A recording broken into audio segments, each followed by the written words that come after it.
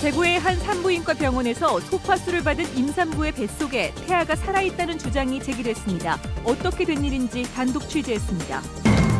어제 대구 MBC가 단독 보도한 현직 교장 가족의 방과 후 학교 업체 운영과 관련해 교육청이 문제를 덮으려다 사태를 키웠다는 의혹이 일고 있습니다. 대구와 경북 지역은 올겨울 들어 가장 추웠습니다. 한파 피해 예방법 알아봅니다. 강추위로 인해 대구 경북 지역의 순간 최대 수요 전력이 역대 최고를 기록했습니다. 네, 여러분 안녕하십니까? 대구 경북 소식 전해드립니다. 현직 초등학교 교장의 가족들이 방과 후 학교 위탁업체를 운영해 물의를 빚고 있다는 소식 어제 단독 보도해드렸습니다. 이 보도가 나가자 대구시 교육청이 진상조사에 나섰습니다. 지난해 이미 문제가 불거졌는데도 교육청이 이를 덮으려다 사태를 키웠다는 의혹이 일고 있습니다. 도성진 기자가 취재했습니다. 현직 초등학교 교장의 가족이 방과 학교 위탁업체를 운영하며 일감을 따냈다는 어제 MBC의 보도에 대해 대구시 교육청의 첫 반응은 문제될 것이 없다는 것이었습니다. 그런 경우에는 그쪽으로는 지금 그게 아니거든요. 해당 문제를 알아보시니까 예. 교육청 행동 강령에는 아무 문제가 없다. 예. 공무원 행동 강령에 이해관계 직무의 회피를 명시한 조항이 명백하게 있는데도 담당자가 조항이 있는지조차 모르고 있는 겁니다. 교육청은 지난해 11월 비위 교장이 사표를 제출했지만 반려를 했던 사실도 드러났습니다.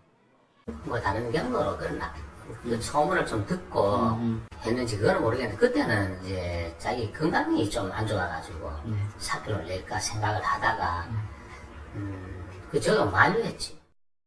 지난해 문제의 교장이 사표를 제출할 당시 관련 업계에는 소문이 무성했습니다. 때문에 교육청이 제대로 된 진상 파악 없이 문제를 덮으려 했다는 의혹이 일고 있습니다. 문제가 불거졌는데도 대수롭지 않다며 문제를 봉합하기에 급급한 이유는 무엇일까?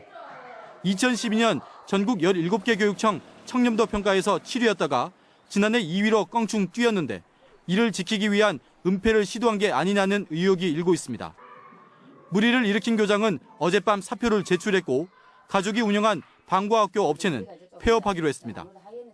문제가 더 불거지자 대구시 교육청은 뒤늦게 진상조사에 나서고 방과 학교 위탁업체에 대한 투명성을 강화하겠다고 밝혔습니다.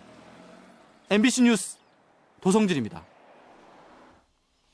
방과 후 학교 프로그램을 내실 있게 하기 위해 대구시와 교육청이 대구 행복한 학교 재단을 만들었습니다. 그런데 이 재단이 대구 지역 방과 후 학교 시장을 장악하고 있어 불공정 거래가 이루어지고 있다는 지적이 일고 있습니다. 계속해서 양관희 기자가 보도합니다. 방학이지만 20명 남짓되는 초등학생들이 모여 수업을 듣고 있습니다. 학교가 민간에 위탁한 돌봄교실에 참가한 것입니다. 이 프로그램을 운영하는 곳은 대구 행복한 학교재단. 지난 2011년 대구시와 대구시 교육청 그리고 한 기업체가 공동 출자를 해서 만들었습니다. 이 재단은 발족 당시 6개 초등학교에 51명의 방과 후 학교 강사를 파견했지만 매년 급속한 성장을 거듭해 현재는 34개 초등학교에 269명의 강사를 보내고 있습니다. 방과 후 학교 수업을 민간 위탁한 초등학교는 대구 시내에서 100여 곳, 이 가운데 대구 행복한 학교 재단이 34개 학교에서 프로그램을 운영하고 있습니다. 대구에 방과 후 학교 위탁업체가 77곳이 있지만 특정 재단이 3분의 1가량이나 차지하고 있는 것은 전직 교장과 교육연수원장이 몸담고 있는 것과 무관하지 않다는 지적이 끊이질 않고 있습니다. 학교장의 입김이 큰 구조에서 이른바 전관예우가 있었다는 주장입니다. 대구 행복한 학교재단 이사는 전 대구교육연수원장, 교육부장과 교육부원도 전직 교장입니다. 교장들에게 압력이 들어가기도 하고 우리가 선정이 되면은 감사를 안 받을 수 있다, 안 받게 해주겠다 이런 약속까지 공공연하게 하고 다닌다고 하죠. 재단 측은 방과 후 학교를 선정할 때 어떠한 청탁이나 외압을 하지 않는다고 밝혔습니다. 전직 학교 그 학교 하나도 안 했어요. 전혀 그거 아니고 우리 전직 교장 선생님이 오시는 이유는 강사 교육을 하는데 수업을 봐야 되죠. 교장의 가족들이 방과 후 학교 교육 위탁업체 운영을 한 것으로 드러나 물의를 빚고 있는 가운데 전관예우 논란까지 더해져 지역 교육계가 술렁이고 있습니다. MBC 뉴스 양관입니다. 뱃속에 있는 태아가 유산됐을 때 이른바 소파수를 하게 됩니다. 대구의 한 산부인과 병원에서 임산부가 이 수술을 받았는데 어처구니 없게도 태아가 살아있다는 주장이 제기됐습니다. 산모의 가족들은 해당 의사의 오진과 의료 사고라며 강하게 반발하고 있습니다. 한태현 기자가 취재했습니다. 지난해 12월 말 대구시 북구의 한 산부인과 병원을 찾은 33살 하모 씨는 5주차 된 태아의 심장이 뛰지 않는다며 자궁의 내막을 기계로 긁어내는 수술을 받아야 한다는 진단을 받았습니다. 의사의 권유에 따라 소파수를 받았지만 신체적으로 이상을 느껴 일주일 뒤 다른 병원을 찾은 하 씨는 태아가 여전히 살아있다는 진단을 받고는 깜짝 놀랐습니다. 3개 병원을 찾아 4명의 의사로부터 초음파 검사를 받았는데 이 중 3명으로부터 태아가 살아있다는 소견을 들은 겁니다. 심장 뛰는데요. 지금 뛰어요? 예? 그 수술을 했는 거 맞아요? 지금 째기로 해가지고 보이기 시작해요. 이렇게 보이고 지금은 박동은 20% 셀 것 같아요. 애기 크기 6주 3에 6주 이때 크기고 심장동 190에서 110배 사이로 떨린다. 하지만 소파수를 진행했던 의사는 자신의 소견이 틀리지 않았다는 주장을 되풀이합니다. 제 생각에는 동맥하고 이걸 오인해서 그럴 가능성도 없지 않아 있겠다. 2주 뒤에도 심장이 뛰고 오면은 제가 무릎 꿇고 사죄한다 그랬었어요. 왜냐면 그건 진짜 명백한 오진이기 때문에. 다만 소파술에 대해서는 문제가 있었고 수술이 잘못됐다는 점을 인정했습니다. 제왕적에 하셨던 그게 때문에 접근이 좀 안 됐고 또 우리가 수면 마취를 하기 때문에 주무시는 상태에서 하거든요. 환자분이 너무 많이 움직이고 그건 실패해서 그거는 인정하시네. 그거는 못한 거니까 접근이 안 됐으니까. 하 씨와 가족들은 의사가 잘못을 인정하지 않고 있다며 강하게 반발하고 있습니다. 살아 있어도 고마우지만 만약에 이거 수술 때문에 잘못됐다 생각해보세요. 만약에 나와가지고 뭐 장애라도 갖고 있다든가 뭐 이렇게 했으면 자기가 어떻게 책임질 건데요? 평생 어떻게 책임질 건데요? 이 사람 손은요, 아기를 죽이는 손이에요. 아기를 죽이는 손이고 그 엄마를 죽이는 손이에요. 하 씨와 피해자 가족들은 해당 전문의가 진료에 과실이 있다고 보고 경찰에 고소장을 제출하기로 했습니다. MBC 뉴스 한태현입니다. 강추위로 인해서 대구 경북 지역의 순간 최대 수요 전력이 역대 최고를 기록했습니다. 한국전력 대구 경북 지역 본부에 따르면 오늘 오전 10시쯤 순간 최대 수요 전력이 869만 4천 킬로와트를 기록해 지난달 17일에 기록했던 최고치를 경신했다고 밝혔습니다. 한국전력은 내복 입기와 덧신 신기 같은 방법으로 에너지 절약을 권유하고 있습니다. 강추위가 몰아닥치면서 자동차 시동이 걸리지 않거나 가스 사고, 계량기 동파 같은 한파 사고가 잇따르고 있습니다. 당분간 동장군이 기승을 부릴 것으로 보여 미리 대비하시는 게 좋겠습니다. 윤영균 기자입니다. 오늘 아침 대구의 최저기온은 이번 겨울 들어 가장 낮은 영하 6.2도. 갑자기 찾아온 한파에 자동차 시동이 안 걸려 긴급 출동 서비스를 호출하는 경우가 잇따랐습니다. 배터리가 부족해 방전이 빨리 됐거나 부동액이 부족해 엔진이 어는 경우가 대부분이지만 날씨가 추워지면 타이어나 각종 벨트도 문제를 일으키는 경우가 늘어납니다. 벨트 같은 경우는 또 문제가 될 수 있겠죠. 딱딱하니까 뭐 시동을 걸면 처음에 뭐 터져버린다든지 고무제품이니까 아무래도. 가스보일러 사용이 늘어나면서 일산화탄소 중독 사고도 잇따르고 있습니다. 최근 3년간 일산화탄소 중독 사고 피해자는 100명에 이르고 목숨을 잃은 경우도 14명이나 됩니다. 피해는 12월과 1월에 집중돼 있고 가스보일러 배기통 연결 부분이 헐거워져 있거나 물이나 이물질이 고여 있어 배기가스가 배출되지 못해 사고가 나는 경우가 대부분입니다. 장갑 같은 걸 끼시고 배기통을 흔들어서 흔들리지 않고 고정되어 있으면 양호한 상태가 되겠고요. 배기통이 흔들리거나 접속부가 이렇게 움직인다면은 일산화탄소 중독 우려가 있는 그런 시설이 되겠습니다. 수도 계량기와 수도관을 혼호수로 감싸주거나 베란다의 세탁기도 사용 후 수도꼭지를 잠그는 등 닥쳐온 한파에 미리 대비를 해야 피해를 막을 수 있다고 전문가들은 조언합니다. MBC 뉴스 윤영균입니다. 오늘 경북 일부 지역이 영하 10도 이하로 떨어지는 등 올겨울 들어 가장 추웠습니다. 다행히 주말인 내일은 이 같은 추위도 잠시 주춤하며 예년 기온을 보이겠습니다. 진달래 기상캐스터입니다.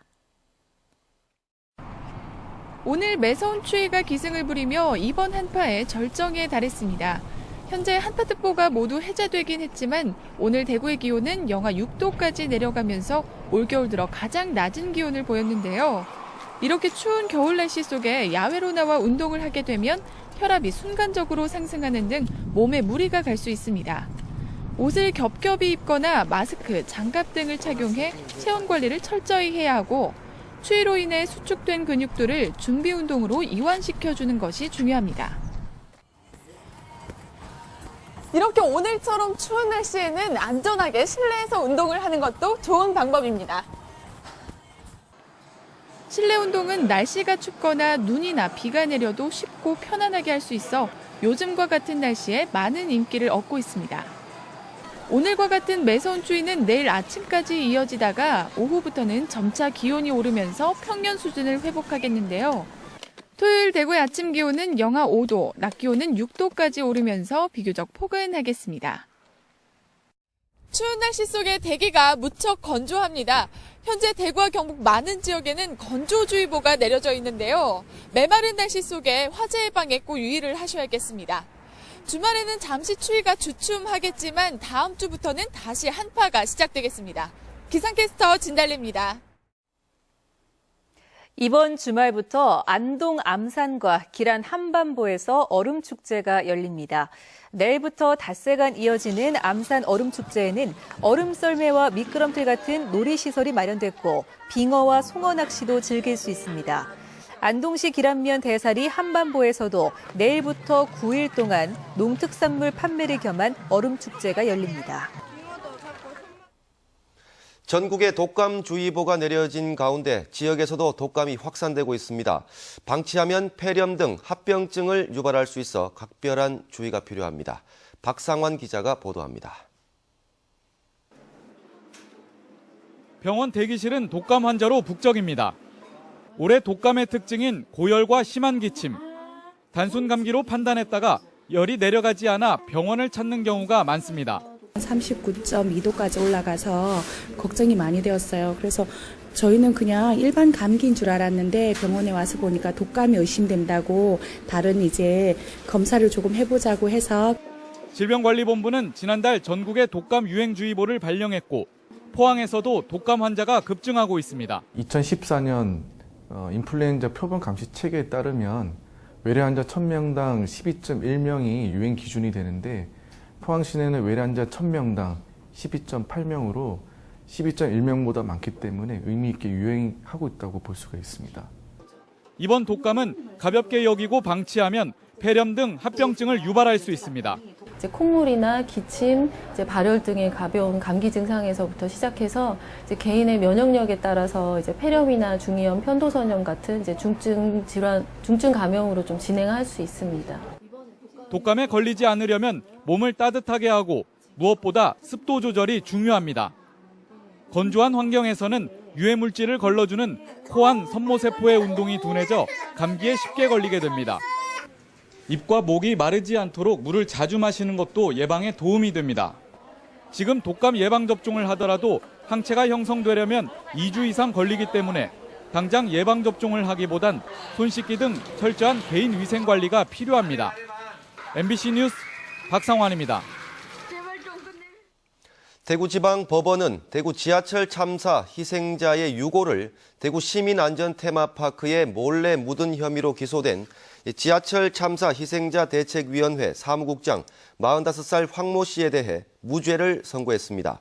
황 씨는 지난 2003년에 발생한 대구 지하철 참사의 희생자 유골 가운데 대구 추모의 집 등에 안치돼 있던 유골 29구를 희생자 대책위원장 윤모 씨 등과 함께 2009년 대구 시민안전테마파크에 자연장 형태로 묻었다가 자연공원법 위반 혐의로 기소됐습니다. 경상북도는 본청 국과장급 52명에 대한 승진 전보 인사를 오늘자로 단행했습니다. 도청 이전 추진본부장 직무대행으로 최대진 치수방재과장 등 2명을 상급 국장급으로 승진 발령했고 예산 담당관 직무대리 김진현 씨와 행정계장 윤위영 씨 등 23명을 4급 과장급으로 승진시켰습니다. 신임 대변인에는 권영길, 문화교류협력과장 조병섭, 독도정책과장 신은숙, 도청 이전 추진본부 총괄지원과장 서문환 씨 등 과장급 20명이 자리를 옮겼습니다. 법무부의 부장감사급 인사에 따라 대구 서부지청장에 이진한 서울중앙지검 2차장이 자리를 옮겨왔습니다. 대구지검 1차장에는 최종원 북부지검 차장이, 2차장에는 이흥락 서울남부지검 형사 1부장이 자리를 옮겨왔습니다. 또 국가정보원 댓글 사건과 관련해 수사 외압을 주장하다 법무부 징계를 받은 윤석열 여주지청장이 대구 고검에 발령났고 유상범 서부지청장은 서울중앙지검 3차장으로 자리를 옮겼습니다. 권오을 전 국회의원이 독도 주민정착 지원에 관한 특별법 입법을 청원했습니다.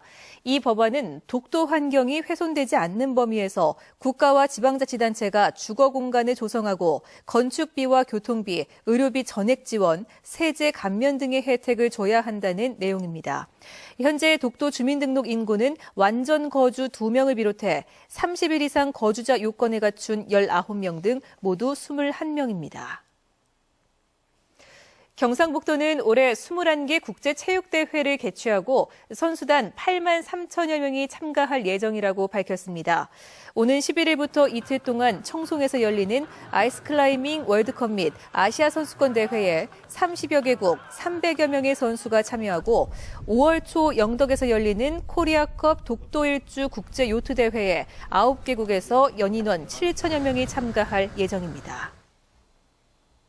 네, 지금까지 대구 경북 소식 전해드렸습니다. 시청해주신 여러분 고맙습니다. 안녕하십니까. 스포츠 뉴스입니다. 봅슬